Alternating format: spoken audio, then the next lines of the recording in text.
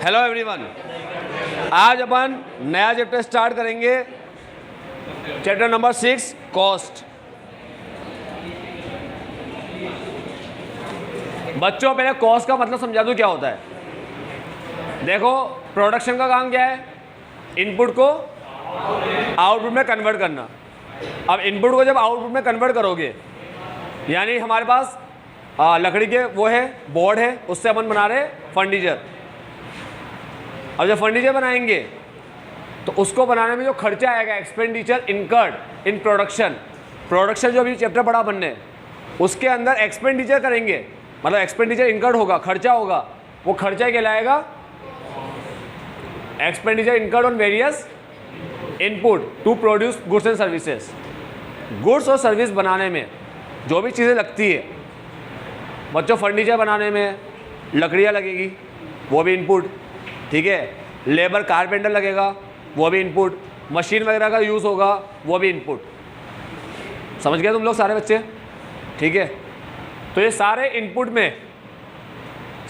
में जो भी खर्चा होगा उसे क्या बोलेंगे? कॉस्ट। बड़ा सिंपल वर्ड है, ठीक है। कई बार हमने इसको यूज़ किया है। बताओ इसकी कॉस्ट क्या है? ठीक है, इसकी कॉस्ट क्या पड़ेगी हमें? हिंदी में लागत बोलते, लागत, ठीक है।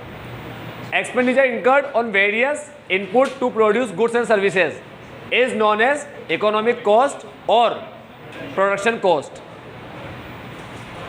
प्रोडक्शन कॉस्ट प्यार से बोलते हैं कॉस्ट, ठीक है। दो तरह की कॉस्ट होती है बच्चों, एक एक्सप्लिसिट और एक इम्प्लिसिट। इकोनॉमिक कॉस्ट, जिसे अपन कॉस्ट बोल रहे हैं ना, अभी कॉस्ट इकोनॉमिक्स में पढ़ रहे हैं, तो नाम क्या है इसका? इकोनॉमिक कॉस्ट, ठीक है। इस कॉस्ट की डेफिनेशन थी और डेफिनेशन में आगे लिख दिया is known as economic cost और production cost. Economic cost, production cost बोलते हैं अपन इसको, ठीक है।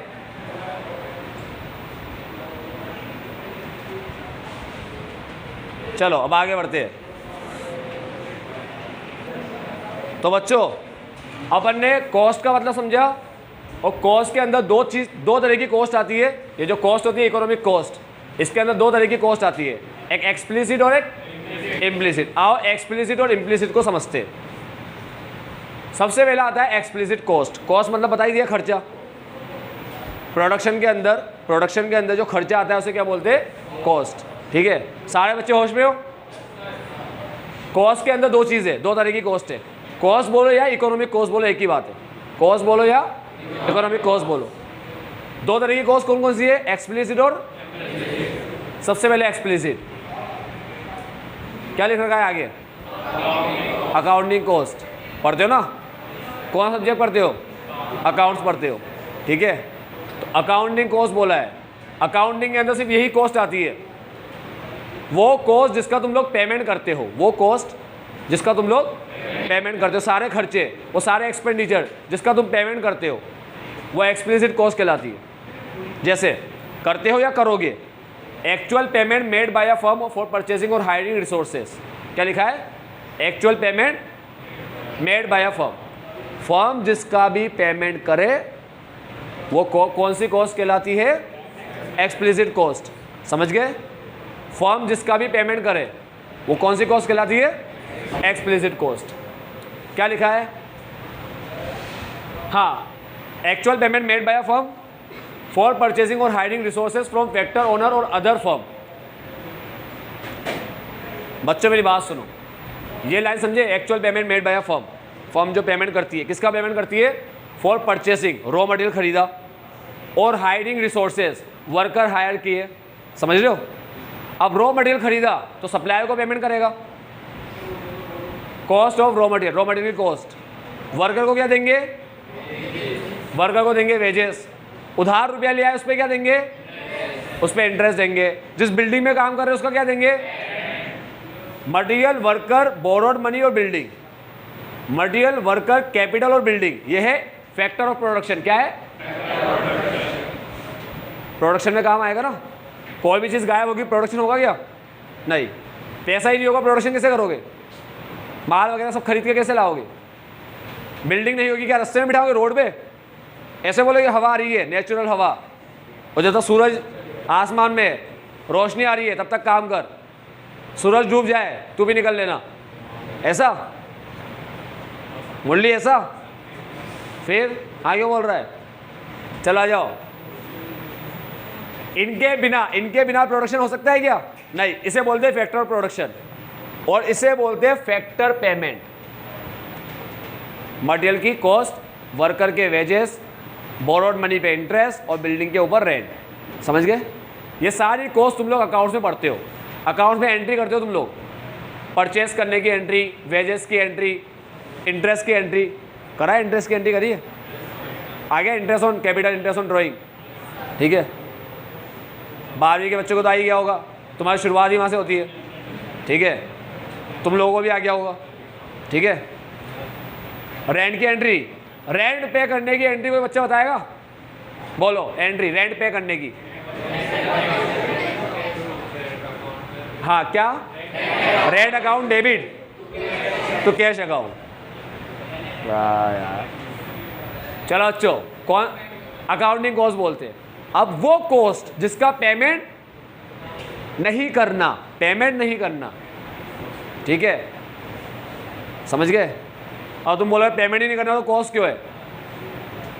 बच्चों अब जो कॉस्ट है उसका नाम है इम्प्लिसिट कॉस्ट। क्या नाम है?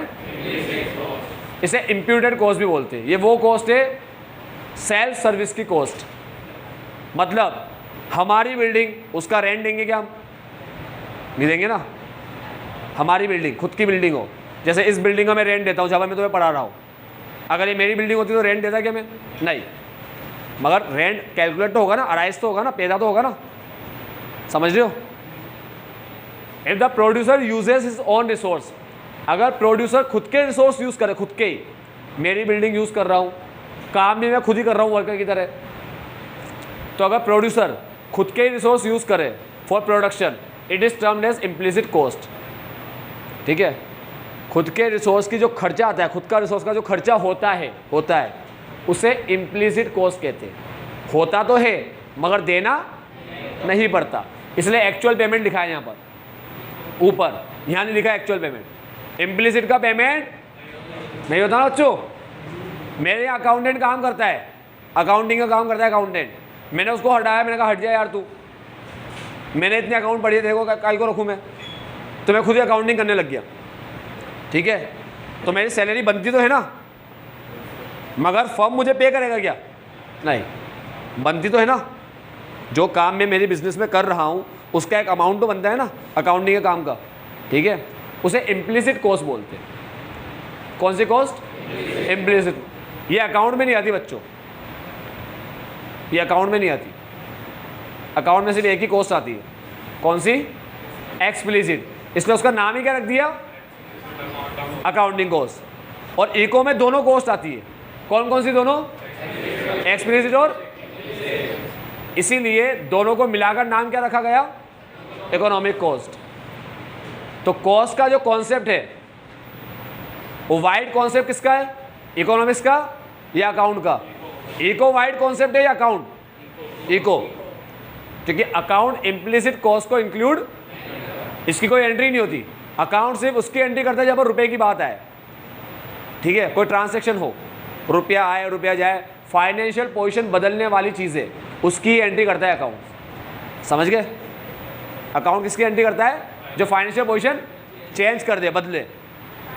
किसी का कैश आया, बड़ी फाइनेंशियल पोजीशन, रुपया गया, कम हुई, इनकी एंट्री करता है बस, ठीक है। तो इम्प्लिसिट को समझ गए सारे बच्चे? In this he actually does not make payment but assumes it due. Cost होती तो है मगर पेमेंट नहीं करते, ठीक है। अब एक मिनट समझ लो, imputed rent of owner occupied building, खुद की बिल्डिंग का रेंट। अगर मान लो ये बिल्डिंग मेरी है तो इसका रेंट मैं नहीं दे रहा, किसी को भी नहीं दे रहा, बट अगर मैंने इसको किसी को दिया होता तो उससे कुछ लेता क्या? मैं रेंट लेता। सपोज मैंने किसी को दिया होता, सुनो मेरी बात, मैंने ये बिल्डिंग किसी को दी होती और उससे मैं लेता 30,000, कितना लेता? तो अभी मैं काम कर रहा हूँ तो इस बिल्डिंग का रेंट मेरे लिए कितना है? 30, मगर देना नहीं भर रहा क्योंकि मेरी बिल्डिंग है। समझ रहे हो बात? हाँ, अब क्वेश्चन बोलो। नहीं बच्चों, डेप्रिसिएशन की बात चल रही है। क्वेश्चन डेप्रिसिएशन में पूछा गया है कि डेप्रिसिएशन इम्प्लिसिट कॉस्ट है क्या? नहीं, डेप्रिसिएशन एक्सप्लिसिट कॉस्ट है। अरे मेरी बात सुनो, तुम लोग मशीन लेते हो 10 लाख रुपए की, और 10 लाख रुपए की मशीन ज़िंदगी भर चलेगी, मतलब 10 साल, 5 साल, 8 साल, 7 साल, जो भी। अब मान लो 10 लाख की मशीन चल रही है 10 साल, ठीक है, तो तुमने पूरा 10 लाख एक साथ दिखा दिया, तो अकाउंटिंग के प्रिंसिपल कॉन्सेप्ट के हिसाब से गलत माना जाता है। ठीक है, पेरियोडिक कॉन्सेप्ट होता है अकाउंट का एक, उसके हिसाब से गलत माना जाता है।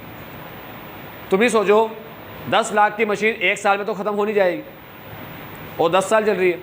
अब तुम पूरा 10 लाख का खर्चा दिखा दोगे P&L में, खर्चा P&L अकाउंट में 10 लाख का खर्चा, ठीक है, तो इतना बड़ा खर्चा दिखाने में तुम्हें कुछ प्रॉफिट होगा क्या उस साल, पहले साल में? नहीं, लॉस में चले जाओगे, लॉस में। समझने में क्या बोल रहा हूँ बच्चे? कोई कहानी लिख रही है? क्या लिख रही है तू? क्या कर रही है? बुक दिखा दो मेरे को, कौन सी बुक है? यही बुक है ना? चल मेरी बात सुनो, मेरी बात सुन लो पहले। 10 लाख की मशीन अगर दिखा दोगे खर्चों में, तो उस साल प्रॉफिट होगा क्या? नहीं होगा, भयंकर लॉस हो जाएगा, डिमोटिवेट हो जाओगे, पता ही नहीं पड़ेगा प्रॉफिट हुआ है क्या हुआ है, ऐसा लगेगा इतना भयंकर लॉस, कौन सा बिजनेस कर रहा है बच्चा।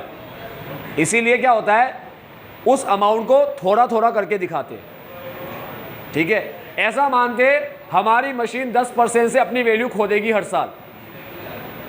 कितने परसेंट से? 10% से। तो SLM मेथड यूज़ करके हर साल 1-1 लाख दिखा दूंगा, 10 साल में वो 10 लाख खत्म हो जाएंगे। तो पेमेंट दे चुका हूँ मशीन का, उसका ये अमाउंट दिखा रहा हूँ टुकड़ों में, समझो बात को। इम्प्लिसिट कॉस्ट पता है क्या होती है? इम्प्लिसिट कॉस्ट मतलब मैं मेरे बिजनेस में अकाउंटिंग का काम कर रहा हूँ, मैं अपने काम के लिए खुद की बिल्डिंग यूज़ कर रहा हूँ, उसे बोलते हैं इम्प्लिसिट कॉस्ट। समझे में क्या बोला?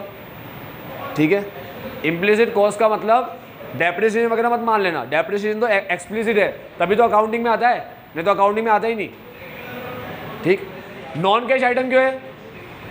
क्योंकि थोड़ा थोड़ा करके दिखाते हो ना हर साल, तो हर साल 1-1 लाख थोड़ी दे रहे हो तुम लोग, तुम तो पहले दे चुके, इसलिए नॉन कैश बोलते हैं उसको, डेप्रिसिएशन को नॉन कैश बोलते हैं, ठीक है। मगर तुम लोग उसको पूरा दे चुके हो पहले ही। मुझे बताओ, 10 लाख की मशीन पे पूरा डेप्रिसिएशन खत्म हो गया, तो मशीन की वैल्यू 0 हो गई, अब लगेगा डेप्रिसिएशन? क्यों नहीं लगाते? क्योंकि वैल्यू खत्म हो गई, ठीक है। जितना रुपया दिया है उतना डेप्रिसिएशन लगाया, तो दिया ना रुपया पहले, एक्चुअल पेमेंट किया ना, इसलिए डेप्रिसिएशन अकाउंटिंग कॉस्ट होती है। इम्प्लिसिट तो वो है जिसमें तुम रुपया देते ही नहीं हो। अब सारे बच्चे सीख गए कॉस्ट के बारे में, एक एक्सप्लिसिट अकाउंटिंग और एक इम्प्लिसिट। ये अकाउंटिंग कॉस्ट नहीं होती, ठीक है। एक्सप्लिसिट और इम्प्लिसिट मिलके क्या बनता है? इकोनॉमिक कॉस्ट, ठीक है। Accounting cost plus implicit cost is equal to economic cost, ठीक है। अब वो घुमा के तुम्हारे साथ टाइम पास करेगा, खेलने बैठ जाएगा तुम्हारे साथ, इकोनॉमिक दे देगा, एक्सप्लिसिट दे देगा, इम्प्लिसिट पूछ लेगा, ये दोनों देके ये पूछ लेगा, कर लोगे टाइम पास। ये 5 लाख है, 2 लाख है, तो 3 लाख हो गई। ये 5 लाख है, 3 लाख है, तो 2 लाख हो गई। ये 3 लाख है, 2 लाख है, तो 5 लाख हो गई। समझ लो, चल लास्ट अपॉर्चुनिटी कॉस्ट, आखिरी कॉस्ट जो अपॉर्चुनिटी कॉस्ट है। ये दोनों अलग है, ये एक नया टॉपिक है अपॉर्चुनिटी कॉस्ट, ये भी इकोनॉमिक्स में ही आता है। ये अपन ने पढ़ा है चैप्टर नंबर 1 के अंदर इकोनॉमिक्स के, ठीक है। इकोनॉमिक्स का चैप्टर नंबर जो 1 है उसमें पढ़े थे opportunity cost. Next best opportunity foregone, 4 word याद कराए थे, 4 sorry. Next best opportunity foregone, ठीक है, इसे अपॉर्चुनिटी कॉस्ट बोलते हैं। ये सीख लेना, बहुत इंपॉर्टेंट कॉन्सेप्ट है बच्चों, अपॉर्चुनिटी कॉस्ट। फर्स्ट चैप्टर में भी आया था, पूरा PPC बनाया था इसके लिए, ठीक है, दोबारा आया है। आओ सिखा देता हूँ, करें स्टार्ट। नाम पढ़ लो पहले, अपॉर्चुनिटी कॉस्ट और पढ़ लिया नाम।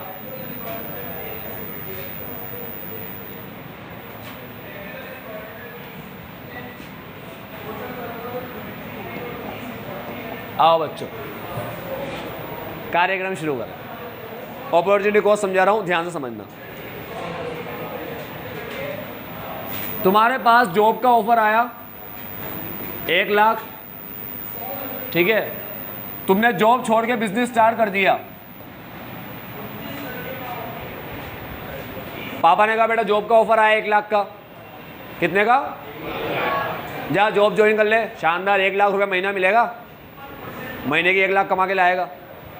बच्चे ने कहा नहीं बाबा, बहुत पढ़ाई की है मेहनत से, खुद का बिजनेस स्टार्ट करूंगा, बिजनेस माइंडेड पर्सन हूँ मैं। पापा ने कहा ठीक है, अब मेरी बात सुन। बिजनेस स्टार्ट किया, साल भर में कुछ खर्चे हुए, सॉरी महीने भर में कुछ खर्चे हुए, कुछ इनकम हुई, ठीक है। इनकम थी 1 लाख, इनकम थी 1 लाख, सॉरी इनकम थी 2 लाख। कितनी? 2 लाख। खर्चे थे 140। इनकम थी 2 लाख, खर्चे थे कितना बचा? क्या है? 60,000 प्रॉफिट। बच्चा आया ऐसे पापा के सामने, पापा 60,000 का प्रॉफिट। ठीक है, कितने का प्रॉफिट? 60 का प्रॉफिट कमाया ना, ठीक है। पापा ने दे थप्पड़, दे थप्पड़, साले ये दे थप्पड़, पकड़ के थप्पड़ दे दिया उसको, नुकसान करा दिया 40,000 का। अगर नहीं तेरे अंदर बेवकूफ़ साला, ऐसा पापा ने बोला। बच्चे ने बाबा 60,000 कमा के लाए हो महीने के, 40,000 का नुकसान क्यों बोल रहे हो? 40 का नुकसान करा दिया, 1 लाख रुपए की जॉब छोड़ दी, बड़ा आया बिजनेस करूंगा, बिजनेस माइंडेड हूँ। ये एक और थप्पड़ का उसके लिए, ठीक है। 1 थप्पड़ फॉर योर डायलॉग। ये ले थप्पड़ साला बड़ा है, बहुत मूवी देखता है, बिजनेस माइंडेड हूँ, बिजनेस माइंडेड हूँ। ये 1 लाख का जॉब छोड़ के 60,000 का बिजनेस किया, 40 का नुकसान करा दिया। ऐसा बोला 40 का नुकसान। बच्चे मेरी बात सुनो, जब 60,000 का प्रॉफिट हो रहा है, पापा कह रहे 40 का नुकसान करा दिया। 40 का नुकसान कब हो सकता है? कब हो सकता है? जब 1 लाख को भी खर्चा माने। सही है, 1 लाख को भी क्या माने? खर्चा।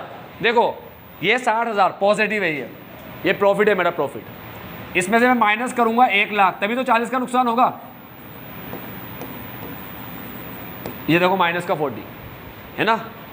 अब 1 लाख को खर्चा होना चाहिए, तो पापा ने क्या किया? पापा ने इस 1 लाख को हमारे बिजनेस की कॉस्ट मान ली। पापा ने इस 1 लाख को हमारे बिजनेस की कॉस्ट मान ली। तो पापा ने क्या कहा? नालायक, बेवकूफ़, अकल नहीं तेरे अंदर, 60,000 कमा के लाया, 40 का नुकसान करा दिया। सही बोल रहे ना पापा? 40 का नुकसान करा दिया। 40 का नुकसान कैसे आएगा? जब तुम 1 लाख को कॉस्ट मानोगे, है ना, तभी तो नुकसान आएगा। प्रॉफिट माइनस कॉस्ट, और कॉस्ट बड़ा है तो लॉस आया। प्रॉफिट बड़ा होता तो प्रॉफिट ही आता। ठीक है, समझ रहे हो? ये समझ में आया कॉन्सेप्ट? इसे बोलते हैं opportunity cost. Opportunity cost, opportunity cost का मतलब होता है अपॉर्चुनिटी लॉस्ट। जो अपॉर्चुनिटी तुमने छोड़ दी वो अपॉर्चुनिटी कॉस्ट कहलाती है। नेक्स्ट बेस्ट ऑल्टरनेटिव फॉर गोन। क्या बोला? नेक्स्ट बेस्ट ऑल्टरनेटिव फॉर गोन। जो नेक्स्ट बेस्ट ऑल्टरनेटिव है तुमने उसको छोड़ दिया, तो वो तुम्हारे बिजनेस की क्या बन गई? Opportunity cost. बच्चों यहाँ तक बात समझ में आई? समझो अपॉर्चुनिटी क्या है, अपॉर्चुनिटी कॉस्ट क्या होता है। आओ अब थोड़ा सा एग्जांपल चेंज करता हूँ। तुम्हें जॉब का ऑफर आया 1 लाख,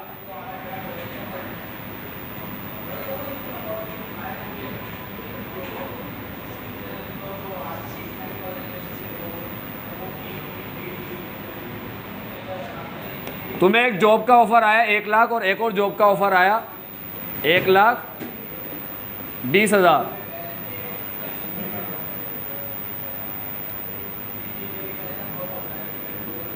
ऐसे लिख दूं, चलेगा?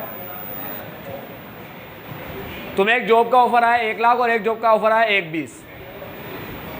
तुमने कहा नहीं करूं दोनों ही जॉब, मैं तो बिजनेस करूंगा। बिजनेस किया, 60,000 कमाए, फिर चले गए पापा के पास। पापा 60,000। पापा ने कहा दे थप्पड़ दे। क्या बोलेंगे पापा? क्या बोलेंगे? कितने का नुकसान करा दिया? 60 के 160। पापा ने बोला 160 का नुकसान। बच्चे ने बोला पापा क्या कर रहे हो? दोनों जॉब कर लेता क्या साथ में? क्या कर रहे हो? बिजनेस के लिए कौन सी जॉब छोड़ी? पहली या दूसरी या दोनों? अरे दूसरी छोड़ी। बिजनेस के लिए ये वाली जॉब छोड़िए, ये थोड़ी छोड़िए। अरे बिजनेस नहीं करते तो कौन सी जॉब करते? दोनों दोनों कर लेता।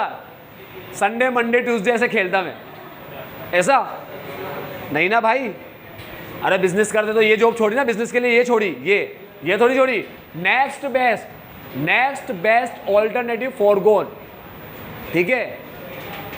नेक्स्ट बेस्ट, ये बेस्ट है, ये बेस्ट है बिजनेस हमारे लिए, जिसको हम सेलेक्ट कर रहे हैं उसको अपन बेस्ट मान रहे हैं।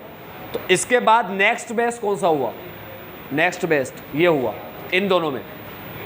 मतलब बिजनेस के बाद, अभी तो मैं बिजनेस कर रहा हूँ, मुझे बिजनेस पसंद है। अगर मैं बिजनेस में ना जाता तो इसके बाद अगर बिजनेस में ना जाकर मेरे को जॉब में ही जाना होता तो इन दोनों में से नेक्स्ट वाली कौन सी पसंद करता? इसके बाद मैं नेक्स्ट किसे पसंद करता? इसके बाद मैं नेक्स्ट किसे पसंद करता? सेकंड वाली जॉब। समझ गए? तो नाम है नेक्स्ट बेस्ट ऑल्टरनेटिव फॉरगोन। तो इसे बोलते हैं नेक्स्ट बेस्ट। समझते हो लाइन का मीनिंग? समझते हो?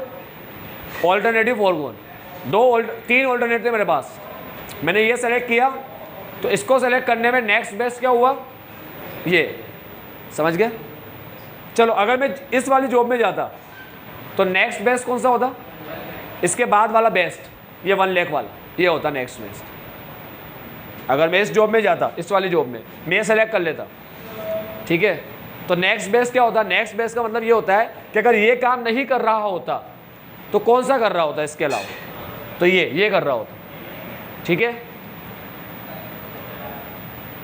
बच्चों मेरी बात सुनो, अगर मैं बिजनेस कर रहा हूं तो नेक्स्ट बेस्ट कौन सा है? 1-20। तो पापा बोलेंगे कि ये बिजनेस छोड़ दिया तूने और बिजनेस, ये जॉब छोड़ दिया, तू बिजनेस कर रहा है, तूने 60,000 का नुकसान करा दिया। तो ये जॉब की इनकम इस बिजनेस के लिए क्या बन गई? Opportunity cost. सारे बच्चे समझते हो अपॉर्चुनिटी कॉस्ट क्या होती है? ठीक है। 26 सर मुर्दा सर पढ़ा रहे हैं यहाँ पर कोचिंग, ठीक है, तो हर साल नुकसान में जा रहे हैं। समझे? इस कॉन्सेप्ट के हिसाब से हर साल नुकसान में जा रहे हैं। जब 26 सर ने पहले साल पढ़ाना शुरू किया, पहले साल, तब वो महीने के 8,000 कमाते थे, बस महीने के 8,000। कोचिंग खोली जब, घर पे तो बहुत कम कमाते थे, कोचिंग खोली तो महीने के 8। उसके बाद वो सीए बन गए, ठीक है, अभी तो बने ही नहीं थे, एक अटेम्प्ट बाकी था, उसके बाद सीए बने, तब वो 16 कमाने लग गए महीने के। उनको 18 लाख का ऑफर आया सीए बनने के पहले, 18 लाख का ऑफर पर एनम। अब वो 8,000 कमा रहे, तो 12 इज 96, ठीक है, 96,000 कमा रहे हो साल के 18 लाख छोड़कर। मजाक नहीं कर रहा, सीरियस कह रहा हूँ। बहरन से ओवर आया था 18 लाख का, छोड़ दिया, बताओ क्या मतलब आया 18 लाख का जॉब छोड़ने में? तो अभी अगर ये जॉब में जाए तो इनको यहाँ से भी ज़्यादा मिल सकता है, लेकिन नहीं कर रहे, यही बढ़ा रहे, हर साल नुकसान में जा रहे हैं इस कॉन्सेप्ट की वजह से। पाव बोलेंगे अच्छा 25 लाख की जॉब छोड़ के यहाँ 4-5 लाख रुपया कमा रहा है, 20 लाख का नुकसान। समझे तुम लोग? अपॉर्चुनिटी कॉस्ट ये बोलता है। अब सारे बच्चों से मैं क्वेश्चन पूछता हूँ, मुझे जवाब देना। क्या अपॉर्चुनिटी कॉस्ट हर बच्चा समझ गया क्या होता है? मैं बिजनेस कर रहा हूँ, इसकी अपॉर्चुनिटी कॉस्ट बताओ, अमाउंट बोलना है, अपॉर्चुनिटी कॉस्ट, इसकी अपॉर्चुनिटी कॉस्ट बताओ। 1,20,000, ठीक है। मैं ये वाली जॉब कर रहा हूँ, मान लो ये वाली जॉब, तो अपॉर्चुनिटी कॉस्ट बताओ, इस जॉब की अपॉर्चुनिटी कॉस्ट 1.2 लाख। अगर मान लो मैं ये वाली जॉब कर रहा हूँ, सेकंड वाली, अपॉर्चुनिटी कॉस्ट क्या है? 1 लाख। नेक्स्ट बेस्ट, अगर ये नहीं कर रहा होता तो क्या करता? ठीक है बच्चों, मेरे पास एक ज़मीन है, उसमें मेरे पास वीट और राइस, दो चीज़ के ऑप्शन है, ठीक है, या तो वीट की फार्मिंग करूँ या राइस की फार्मिंग करूँ। अब अगर वीट की फार्मिंग करूँगा तो वीट मुझे मिलेगा 800 किलो। कितने किलो? और 1 किलो आता है 10 रुपये का, ये 10 रुपये में बिकेगा मार्केट में, तो मैं कमा लूँगा कितने रुपए? 8,000। और अगर मैं राइस का प्रोडक्शन करूँगा तो वो मुझे मिलेगा 500 किलो, और राइस मार्केट में बिकेगा 20 रुपये किलो, उससे मैं कमा लूँगा 10,000। अब मेरे ऊपर है मुझे क्या सेलेक्ट करना है। अगर मान लो मैंने वीट सेलेक्ट किया, क्या सेलेक्ट किया? वीट। तो वीट की अपॉर्चुनिटी कॉस्ट क्या है? 10,000। वीट का प्रोडक्शन में राइस को छोड़ा, नेक्स्ट बेस्ट ऑल्टरनेटिव फोरगोन, जो तुम छोड़ रहे हो फोरगोन, वो जो काम तुम कर रहे हो उसकी अपॉर्चुनिटी कॉस्ट बन जाएगा। जो काम तुमने छोड़ा उसकी इनकम, उसका प्रॉफिट, जो काम तुम कर रहे हो उसकी क्या बन जाएगा? Opportunity cost. देखो सिंपल सी बात बोलता हूँ, खर्चे का ना होना भी इनकम कहलाता है, और इनकम का ना होना भी खर्चा। समझ रहे हो? तो मुझे बताओ वीट की अपॉर्चुनिटी कॉस्ट क्या है? राइस, यानी कि 10,000। जो ही बंदा वीट का काम करे वो 2,000 के नुकसान में जा रहा है हर साल। सही बोला? 8,000 मिलेंगे और ये अपॉर्चुनिटी कॉस्ट है 8 - 10, 2,000 का नुकसान। राइस की अपॉर्चुनिटी कॉस्ट क्या है? वीट, यानी कि 8,000। कौन सा समझ में आया अपॉर्चुनिटी कॉस्ट का? ठीक। अब एक चीज़ मैंने पढ़ी थी ऊपर हेडिंग में, अपॉर्चुनिटी कॉस्ट के पास लिखा था नॉर्मल लॉस। क्या लिखा था? सारे बच्चे बस लास्ट ये नॉर्मल लॉस समझ लेना बस, सॉरी नॉर्मल प्रॉफिट। क्या लिखा था? एक तरफ कॉस्ट वर्ड यूज कर रहा है, एक तरफ नॉर्मल प्रॉफिट यूज कर रहा है। नॉर्मल प्रॉफिट क्यों बोलते हैं? सुनना मेरी बात। जब हम लोग 1 लाख का काम, जैसे मुझे अभी इसको हटा रहा हूं,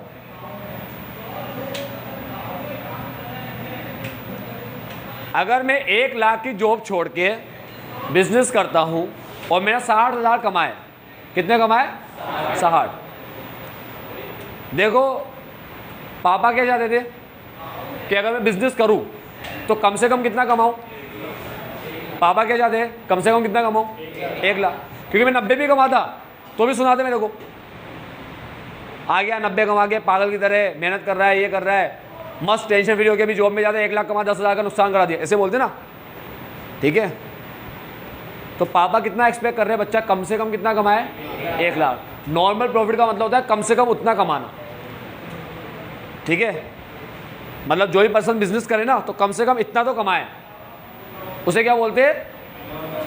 नॉर्मल प्रॉफिट। कम से कम इतना कमाए उसे नॉर्मल प्रॉफिट बोलते हैं। ठीक है, आज मैं वीट प्रोडक्शन कर रहा हूँ और मैंने राइस को छोड़ा, तो मेरे घर वाले मुझसे एक्सपेक्ट करेंगे कम से कम मैं 10,000 तो कमाऊँ। अगर मैं नहीं कमा रहा उनको बुरा लगेगा, वो बोलेंगे अकल नहीं है तेरे अंदर। वीट प्रोडक्शन काहे को किया जब कमा ही नहीं पा रहा 10,000? मैंने कहा मुझे लगा था बहुत ज़्यादा प्रोडक्शन होगा तो मैं कमा लूँगा, 1200-1500 किलो होगा, वो तो हुआ ही नहीं। तो घर वाले कितना एक्सपेक्ट कर रहे थे कि ये छोड़ के ये यहाँ पर जाओ तो कम से कम 10 तो कमाओ ही सही। ठीक है, अपनी लाइफ में भी अपन ये कैलकुलेशन करते रहते हैं, यहाँ छोड़ के यहाँ जाना, यहाँ छोड़ के यहाँ जाना, ये छोड़ के ये लेना। ठीक है, तो मेरी बात ध्यान सुनना बच्चों। एक शॉप पे बुक लेने गया, बुक की प्राइस है 600 रुपया, उसने किया 500। मैंने कहा नहीं भाई साहब 450 में दे दो। अब मैंने नहीं लिया, मैंने कहा देखो दे रहे हो या नहीं दे रहे? उसने कहा नहीं 450 में नहीं आएगा, 500। मैंने कहा ठीक है मैं जा रहा हूँ। अरे वो MRP से कम में देते ना, MRP तो ऐसे नोटिंग होती है बस। ठीक, नहीं दिया 450 में। अब मैं किसी दूसरी शॉप में गया, अब मैं वहाँ से तो उतर ही गया। ठीक है, अब अपन थोड़ी एटीट्यूड में उतर गए, ईगो में, अब थोड़ी वापस जाएंगे वहाँ पर। तो अपन क्या सोचते, अपन सोचते कि अब अगले के पास में जाऊँ तो भले वो 450 में ना भी दे, मगर वो 500 से महंगा तो एटलीस्ट ना दे। अगर वो 520 पे हट जाएगा बंदा, उसने क्या बोला शॉप वाले ने, 500 से कम में आपको कोई नहीं देगा। ये तो हर कोई बोलता है। देखो आपको बता रहा हूँ मैं, 500 से कम में कोई नहीं देगा। सोच लो जाने से पहले, अरे काय को कम नहीं देगा, 450 में लेकर आऊँगा। उसने कहा हाँ जाओ लेकर आ जाओ। अपन चले गए जोश जोश में। अब अपन ये चाहेंगे कि भाई कोई 450 में भले ना दे, मगर 500 से ज़्यादा में तो ना ही दे। कि किसी ने 520 बोल दिए तो क्या करेंगे? अपनी पिक्चर बनवा के आ जाएंगे खुद ही। ठीक है, 20 रुपये ज़्यादा देके। ऐसे ऑटो वालों में होता है, भाई साहब चलोगे? हाँ 200 रुपया। अरे 200 रुपया, चलो लास्ट 150 दे देना, कोई भी 150 से कम नहीं लेगा। हाँ नहीं देना 150। 80 में ले जाते हो तो बोलो। अब इधर उधर भटक रहे, ठीक है, कोई बोल रहा है 180, कोई बोल रहा है 160, अब चक्कर बढ़ गया, 150 में भी नहीं आ रहा कोई, वो तो कम से कम 150 बोल रहा था, ठीक है। तो क्या होता है, हर जगह अपना एक्सपेक्टेशन होता है। जैसे अगर ये जॉब छोड़ के बिजनेस करूंगा तो एक्सपेक्टेशन क्या रहेगा कि भले ज़्यादा ना कमाऊँ, कम से कम 1 लाख तो कमा लूँ, इसलिए इसको नॉर्मल प्रॉफिट बोलते हैं। क्या बोलते हैं इसको? Normal profit. तो अपॉर्चुनिटी कॉस्ट क्या होता है? Normal profit. समझे मेरी बात को? तो अगर हमारा बंदा, देखना भी एग्जाम्पल देखना भी, अगर हमारा बंदा 1 लाख कमाएगा तो पापा क्या बोलेंगे? कुछ नहीं बोलेंगे। इसको अपॉर्चुनिटी कॉस्ट मान भी लोगे तो भी 0 आएगा, ठीक है। तो ये नॉर्मल प्रॉफिट है, इतना तो कमाना ही चाहिए। हाँ, कोई क्वेश्चन हो तो बोलो। हाँ बेटा बोलो। हाँ,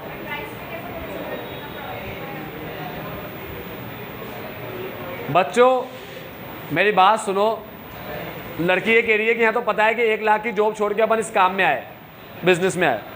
यहाँ कैसे पता पड़ेगा कि वीट का प्रोडक्शन किया तो राइस कितना होगा? बच्चों जब तुम वीट में जा रहे हो राइस को छोड़ के, तो तुम्हें ये भी तो पता नहीं है वीट में कितना प्रोडक्शन होगा। तुम मुझसे पूछे राइस में कैसे पता पड़ेगा? हमने अंदाजे से ऐसे माना कि हमें राइस में होगा मान लो 500 किलो, ठीक है, और वीट में हमें होगा 1200 किलो। कितना किलो? 1200 किलो। यहाँ 12,000 कमा पाएंगे या 10 ही कमाएंगे, ऐसा अपन ने माना। तो इसका अपन ने एस्टिमेशन लगाया, कैलकुलेशन किया, तो 500 किलो के हिसाब से अपन ने माना कि भाई इतना प्रोडक्शन हो जाएगा। अब पास एक्सपीरियंस से अपन ने अंदाज़ा लगा लिया कि भाई इतना प्रोडक्शन अपन को होगा। अब अपन इसको छोड़ के वीट का काम कर रहे हैं, तो अपन ने क्या सोचा था 1200 होगा, मगर पता ही पड़ गया ना एक्चुअल में कितना हुआ, क्योंकि ये काम तो किया ही है अपन ने। तो अपन को एक्चुअल में पता पड़ गया 800 किया, ठीक है।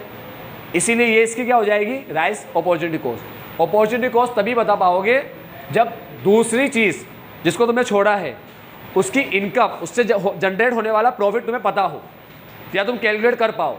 जैसे आज पापा ने 10 लाख रुपए दिए, जा बेटा जॉब कर ले। अब साल भर के आखिरी में मैं पापा के पास आया, पापा ने बोला कितना कमाया साल के आखिरी में, ठीक है। मैंने पापा के हाथ में रख दिया, लो बाबा 60,000 रुपया कमाया। कितना? 60,000। साल भर में 60,000। पापा बोला बेवकूफ़ भैया, 10 लाख रुपया ले गया और 60,000 दे रहा है। बैंक में एफडी करा देता, 1 लाख तो वहीं से मिल जाता, 10% ब्याज मुझे घर पे बैठे बैठे। तू मेहनत करके 60 कमा के ला रहा है, क्या कर रहा है ऐसा? 1600 के 1000 कर रहा है। मतलब पापा कह रहे हैं कि बैंक में जाके 10 लाख की एफडी भी करा देता तो कितना मिल जाता? 10% ब्याज के हिसाब से 1 लाख, बैठे बैठे घर पे। तो 1 लाख क्या बन गया? हमारे बिजनेस की अपॉर्चुनिटी कॉस्ट। मतलब पापा इतना तो चाह रहे थे कि बंदा 1 लाख से या 1 लाख या उससे ज़्यादा ही कमाए, क्योंकि 1 लाख तो बैंक में एफडी कराने से या मिल जाता है घर बैठे बैठे, वो भी। समझ रहे हो मेरी बात? तो अपॉर्चुनिटी कॉस्ट तभी पता लगा पाओगे जब जो अपॉर्चुनिटी तुमने छोड़ी है उसका अमाउंट तुम्हें पता हो। खैर ये तो बहुत बड़ा सवाल पूछ लिया। अपॉर्चुनिटी कॉस्ट समझ गए, नॉर्मल लॉस समझ गए, सॉरी नॉर्मल प्रॉफिट क्यों बोलते समझ गए। अब लाइन पढ़ के बता देता हूँ बस। क्या लिखा है? लाइन पढ़ते, the minimum amount of profit, minimum कम से कम इतना, मिनिमम का मतलब होता है कम से कम। The minimum amount of profit that an entrepreneur should get so that he retain himself in the business. 1 lakh तो मेरे हिसाब से, मेरे एग्जाम्पल के हिसाब से 1 लाख तो मैं कम से कम कमाऊं, तभी मैं बिजनेस में रह सकता हूं, नहीं तो बेकार है ऐसा बिजनेस करना, छोड़ दूंगा, ठीक है। समझ गए? Minimum amount of profit that an entrepreneur has to earn to retain in the business. Business में रहने के लिए इतना तो कमाना ही है अपन को। और as he will leave the business, तो बिजनेस छोड़ देगा, and go away is termed as normal profit, उसे नॉर्मल प्रॉफिट बोलते हैं। In short normal profit is opportunity cost, simple सी भाषा, ठीक है। Opportunity cost of entrepreneur for doing the business or retaining himself in business. For example, if entrepreneur has 2 job opportunity before starting a business having 1 lakh और 120 respectively, वही example है, बकवास। अगर वो बिजनेस करता है स्टार्ट, तो बिजनेस में वो कम से कम कितना कमाए? 2 जॉब छोड़ के बिजनेस करता है तो कम से कम वो कमाए 1 लाख। ये बिजनेस के लिए क्या बन गया? नॉर्मल प्रॉफिट और अपॉर्चुनिटी कॉस्ट। कॉस्ट फंक्शन पहले ही बोला था, हर चीज़ का एक ही मीनिंग है।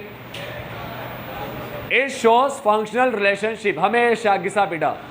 प्रोडक्शन में भी पढ़ा था प्रोडक्शन फंक्शन, कॉस्ट में भी cost function, functional relationship between cost and quantity, वहां पर था functional relationship between input and output. क्या था वहां पर? Input output. प्रोडक्शन में क्या था? Input output. प्रोडक्शन में क्या था? सुन रहे हो? इनपुट इनपुट इनपुट बढ़ने से, फैक्टर ऑफ प्रोडक्शन बढ़ने से प्रोडक्शन बढ़ रहा था, increasing rate, decreasing rate, decline, ये रिश्ता बढ़ के आया अभी। कौन सा फंक्शन था ये? Production function. क्या बताता है? Functional relationship between input and output. ठीक है। वेरिएबल फैक्टर क्या है? Input. Variable factor, fix factor क्या है? Input. Machine fix factor, worker, raw material variable factor. समझ रहे हो? तो ये वर्कर, रॉ मटेरियल, मशीन, ये सारे क्या है? इनपुट। क्या है? इनपुट समझते हो ना? फैक्टर ऑफ प्रोडक्शन, जिससे प्रोडक्शन होगा। और आउटपुट, इनपुट आउटपुट के बीच में क्या रिश्ता है? प्रोडक्शन फंक्शन कहलाता है। कॉस्ट फंक्शन क्या कहलाता है? कॉस्ट में और जो माल हम बना रहे हैं उसमें क्या रिश्ता है? बच्चे सिंपल सी बात पूछता हूँ तुमसे मैं, जितना ज़्यादा माल बनाऊंगा कॉस्ट बढ़ेगी या कम होगी? बढ़ेगी ना। और माल बनाओ और बढ़ेगी, और बनाओ और बढ़ेगी। ठीक है। अगर एक यूनिट 10 में बन रही है तो 10 बनेगी 100 में, 100 बनेगी 1000 में, 1000 बनेगी 10,000 में, और 10,000 बनेगी 1,00,000। समझते हो ये बात? पक्का? श्योर? मान लो शादी वादी कर रहे हैं, कैटरिंग का ऑफर दिया, उसने बोला भाई कितने लोग बुला रहे हो? ठीक है। हमने बोला इतने लोग, 1000 लोग बुलाएंगे, तो उसने कहा इतना रुपया आएगा। हमने बोला 500 लोग आएंगे, उसने बोला इतना रुपया आएगा। मुझे बताओ 500 लोगों को खाना खाने बुलाओ तो कम आएगा या 1000 में कम आएगा? सिंपल सी बात है ना। जैसे जैसे यूनिट बढ़ती जाएगी कॉस्ट बढ़ती जाएगी। समझ लो बात? ये कॉस्ट फंक्शन। लेकिन बढ़ेगी कैसे? कैसे बढ़ेगी? बच्चों याद रखो, प्रोडक्शन याद होगा तो कॉस्ट में हेल्प मिलेगी। प्रोडक्शन में क्या बढ़े? पहले प्रोडक्शन बढ़ता है इंक्रीज विद इंक्रीजिंग रेट। अच्छी बात या खराब बात? अच्छी बात। तो पहले केस में क्या होगा? कॉस्ट बढ़ेगी डिक्रीजिंग रेट से। ठीक है। या ऐसे बोल दूं, पर यूनिट कॉस्ट क्या होगी? कम होगी। कम होगी पर यूनिट कॉस्ट कह रहा हूँ। टोटल कॉस्ट तो बढ़ती है हमेशा, मैं पर यूनिट कॉस्ट कह रहा हूँ। मतलब एक यूनिट 10 में बनी तो दूसरी 9 में बनेगी, तीसरी 8 में बनेगी। क्यों? एक 10 में बनी, दूसरे नंबर वाली कह रहा हूँ, दूसरे नंबर वाली 9 में बनेगी, तीसरे नंबर वाली 8 में बनेगी। क्यों? क्योंकि जैसे जैसे तुम लोग, तुम्हारा प्रोडक्शन इंक्रीजिंग रेट से बढ़ रहा है, यानी तुम अच्छे तरीके से काम कर रहे हो। इंक्रीज विद डिक्रीजिंग रेट खराब तरीके से, डिक्लाइन बिल्कुल बेकार तरीके से। तो प्रोडक्शन की 3 स्टेप ऐसे होती है ना, तो कॉस्ट ऐसे रहेगी। वापस बोलूं? पुष्पा, कॉस्ट क्या रहेगी? समझ रहे हो तुम लोग? पुष्पा यहाँ से ही चुराया है इसको, ये स्टाइल ना पुष्पा का, इस चैप्टर से चुराया गया है बच्चों। बताता हूँ तुम्हें, मजाक समझ रहे हो तुम लोग? हाँ, मस्ती समझ रहे हो? ये देखो क्या है, ये क्या है ये? बच्चे मेरी बात सुनो, increasing rate, decreasing rate, decline. देखो बच्चों मेरी बात सुनो, ये उल्टा यू, ठीक है, यहाँ पर सीधा यू। अरे प्रोडक्शन का उल्टा होता है कॉस्ट, होता है ना। प्रोडक्शन अच्छी तरीके से करोगे तो कॉस्ट कम से कम आएगी, प्रोडक्शन खराब तरीके से करोगे कॉस्ट ज़्यादा से ज़्यादा आएगी। अच्छा प्रोडक्शन कम कॉस्ट, खराब प्रोडक्शन ज़्यादा कॉस्ट। खराब तरीके से, खराब प्रोडक्शन नहीं, खराब तरीके से, उल्टे सीधे तरीके से अनशन बढ़कर रख लिए, कुछ काम ही नहीं है, वेले बैठे, सब तो सैलरी ले जाएंगे ना अपने घर पे, कॉस्ट ज़्यादा हुई ना, समझे। इसीलिए कॉस्ट में ऐसे पढ़े थे उल्टा यू, है ना। टीसी का कार्य ऐसा था, एमसी ऐसे डुबकी लगा रहा था नीचे, एमपी देखो एमसी यहाँ पर ऐसे है, वहाँ पर एमपी कैसे था, हर चीज़ उल्टी चलेगी, यहाँ पर उल्टी, वहाँ पर ऐसे था एमपी। सही है, ये एमपी कर रहे, ये है एमपी और ये है एमसी, उल्टा, इसका उल्टा। मार्जिनल का मतलब रेट होता है, क्या होता है मार्जिनल का मतलब? रेट। तो प्रोडक्शन जितना अच्छा होगा कॉस्ट उतना अच्छा समझ में आएगा। रीज़न समझ में आया इसका ऐसा होने का, यू शेप, ठीक है, ये यू शेप कर्व है, समझ गए?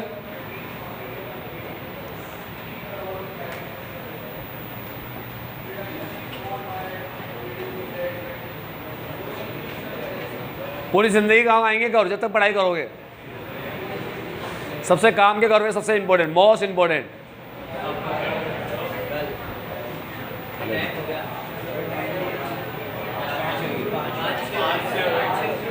टाइम हो गया?